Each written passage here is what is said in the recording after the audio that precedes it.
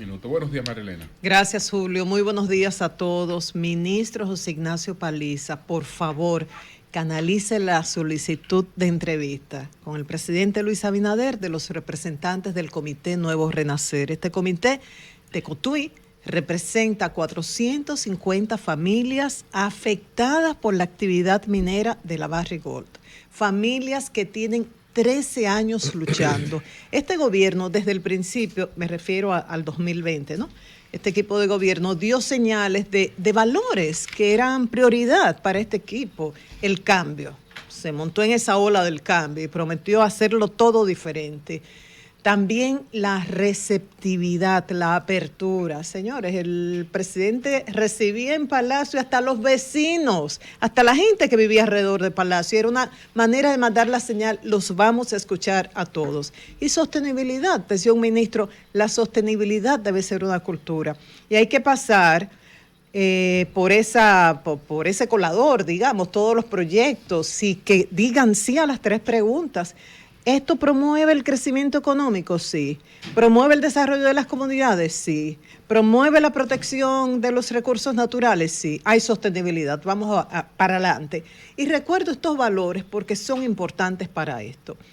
Estas familias se quedaron, 13 años tienen luchando y no hay manera. Y hablo de esto porque la semana que viene, y ahí Jovita nos pondrá unas fotos, ellos hicieron un peregrinaje, una caminata de cerca de 120 kilómetros durante 3 días, salieron desde Cotuí, cerca de las minas de la Barrick Gold, y llegaron acá a Santo Domingo. El miércoles visitaron el Palacio, fueron al Ministerio de Medio Ambiente y al Ministerio de Energía y Minas. Entonces ellos, ¿qué piden? Ser reubicados, porque se quedaron sin un lugar seguro para vivir.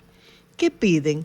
Terrenos para poder, aquí vemos la comisión que estuvo entregando esa carta al presidente. Ahí está el padre jesuita Jesús María Lora, Pedro Ignacio Guzmán, Leoncia Ramos, María del Pilar Díaz, que es asistente del ministro Paliza y fue quien recibió la carta, Fernando Peña y Ludovino Fernández. ¿Qué piden? Terrenos para trabajar. ¿Qué son ellos? Campesinos, agricultores, y se quedaron sin la materia prima, sin con qué trabajar. ¿Qué piden? Una indemnización por la salud. Perdieron la salud.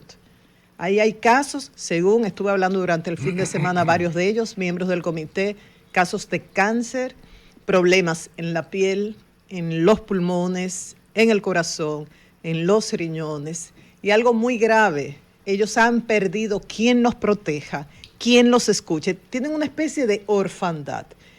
Y me narraban cosas que yo ni lo creía. Por ejemplo, le digo, ustedes tienen todas estas enfermedades debidamente documentadas con los diagnósticos, tratamientos.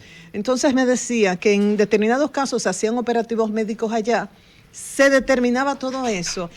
Y algunos médicos que trabajaban en el gobierno que daban estos diagnósticos, luego eran cancelados. O sea, se quería ocultar esta información. Esto es según la versión de ellos. También, por ejemplo, se quedaron sin agua. Entonces, en principio, la empresa, según ellos, les entregaba X cantidad de botellones durante la semana. Esto parece que se destacó en los medios y no querían que esto se señalara así. Entonces, ya el gobierno es que le entrega el agua. Hablamos de 6 comunidades: Jurungo, Jobo Claro, Las Lagunas, El Naranjo, La Cerca, La Piñita. Como se trata de un grupo que no tiene dinero para publicar espacios pagados de 1 o 2 páginas completas en los periódicos, voy a leer, permítanme leer uno que otro párrafo de la carta que le envían al presidente.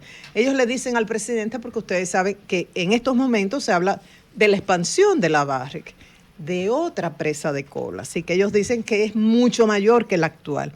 No cargue usted también, señor presidente, con esta culpa gravosa y la nueva amenaza de otra presa de relaves tóxicos depositados a cielo abierto que barrerá en homicidio colectivo estas poblaciones y dañará para siempre nuestro mayor espacio de biodiversidad, el lago más grande de agua dulce del Caribe, nuestras principales áreas de cultivo de granos y el río Yuna, el pulmón del equilibrio del ecosistema insular que habitamos. Dicen que llevan 8 años, más de 8 años, camino de un genocidio que todo el mundo conoce y que lo conocen las autoridades, la Academia de Ciencias, la Universidad de la UAS y otros grupos científicos que han hecho estudios. Lo que pretende ampliarse a cielo abierto para multiplicar el infierno que significan los relaves, ahora con el proyecto de instalar otra presa de Colas, 3 veces más grande que la actual, en el caso de que produzca su colapso, como es posible, porque según sus propios estudios es un embalse de alto riesgo admitido, llevarían todo su veneno, sus lodos tóxicos, en apenas 5 horas a las costas turísticas de Nagua y de Samaná. Y ellos presentan una fotografía, 2 fotografías, Jovita, vamos a mostrarlas, por favor, que dicen que este es el entorno de la presa de Colas, el Yagal. Ellos hablan de venenos, hablan de amenaza de muerte, dicen que es un espectáculo de terror y amenazas por todos estos lodos tóxicos y venenos que almacena la empresa minera en el lado superior de estas comunidades. Lo peor de todo esto es que ellos van y depositan una carta en el Ministerio de Energía y Minas, en Medio Ambiente, luego van a Palacio. Bueno, aquí están las fotografías. En Palacio está la promesa de que esta solicitud va a ser canalizada por el ministro Paliza, pero de repente hubo cierta alegría porque se recibió una comunicación del Ministerio de Energía y Minas, pero fue casi una burla. Fue decirle a ellos, ustedes no nos importa, o sea, estas 450 familias que tienen 13 años reclamando, se olvidaron de ellas. Y la comunicación de Energía y Minas se refiere a otras comunidades por el reasentamiento de presa de Colas el Naranjo. O sea, ya se está trabajando con la reubicación de las familias afectadas por la nueva presa de Colas. Y en esta comunicación se habla de que hay dos puntos que todavía hay que resolver. Uno que tiene que ver con lo que ellos dicen residencia habitual. O sea, cuando se hizo el censo, había una serie de familias que estaban en las zonas, pero no aparecen en el censo, pero dicen, eso se va a resolver en los próximos 10 días. Y otro, le llaman matriz de precios unitarios de marco de compensación.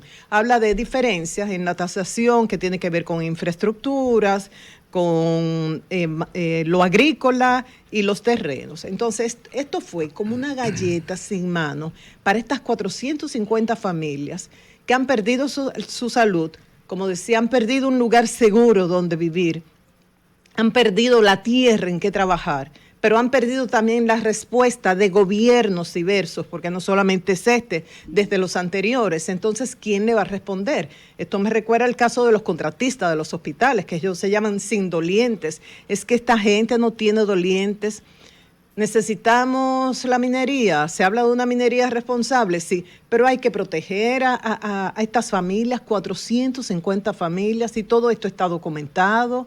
¿Qué pasa? Entonces, por eso es que digo, ministro Paliza, por favor, reciba a estas personas y vamos a escucharlos. Y creo que siempre se puede llegar a un intermedio entre una explotación de una empresa minera de manera responsable, pero cuidar y que estas familias sean reubicadas. Definitivamente ahí no pueden seguir viviendo en medio de todos esos elementos tóxicos y con todos estos diagnósticos debidamente documentados que hablan de cómo han perdido la salud. Ministro Paliza, en sus manos estamos. Bueno, señores, gracias, Marilena. Cualquier pregunta sobre la licitación de Cabo Rojo. Cualquier pregunta sobre la licitación de Cabo Rojo. ¿De qué? ¿La licitación de qué? Cabo Rojo. Está como... Tenemos varias, maestro. Tenemos varias. Este es el momento de formularla. ¿Pero del aeropuerto? Sí. De toda la situación, Pedro, para ti. Cualquier pregunta. Que para mí, ¿Y a quién que se la van a hacer? para mí no, para el país. Pero digo que eres especial Así para es. ti. Yo lo que soy es un interlocutor del país. Pero que a quién es que se la van a hacer la pregunta. Nuestro amigo.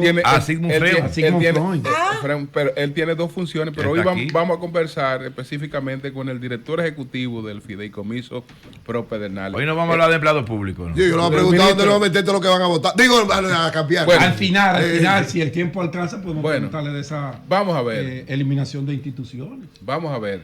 Al final. Él escucha y se ríe. Tranquilo. Se ríe.